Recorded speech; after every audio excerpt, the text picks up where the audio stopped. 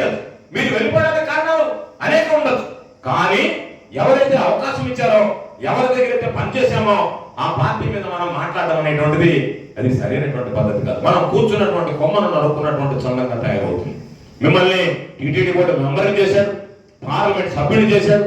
ఎన్నో సందర్భాల్లో మీరు మాట్లాడారు. ఏమని మాట్లాడారు? మేము రాజశేఖర రెడ్డి గారి హామీ నుంచి ప్రయత్నం చేస్తే నాకు రాలేదన్నారు.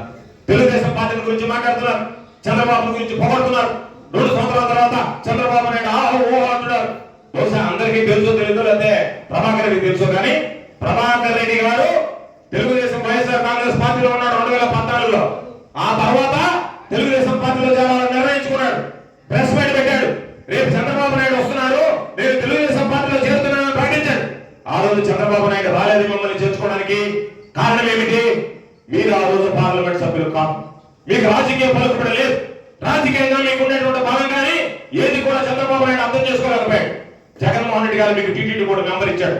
జగన్మోహన్ రెడ్డి గారు మీకు పార్లమెంట్ సభ్యుడు చేశారు.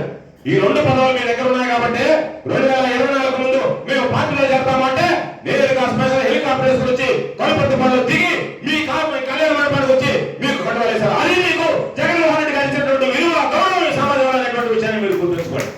అంతే తప్ప ఈ రోజు మేము ఆ రోజు నుంచి ఉన్నాము, ఈ రోజు నుంచి ఉన్నాము కాదు. ఎవరి వల్ల గుర్తింపు పొందారు, ఎవరి వల్ల గౌరవం వచ్చింది, ఎవరి వల్ల మీరు ఈ రోజు ఆ స్థాయికి ఎగబడగలిగారు. నేను చెప్తున్నా, జగన్మోహన్ రెడ్డి గారు మా అందరికీ పెట్టినటువంటి భిక్ష.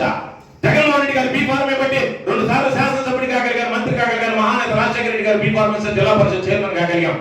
మేము అనుకుంటేనో, లేదా మేము తలుచుకుంటేనో, లేదా మా దగ్గర డబ్బు ఉంటేనో ఎవరు కూడా రాజకీయాల్లో రాణించరు.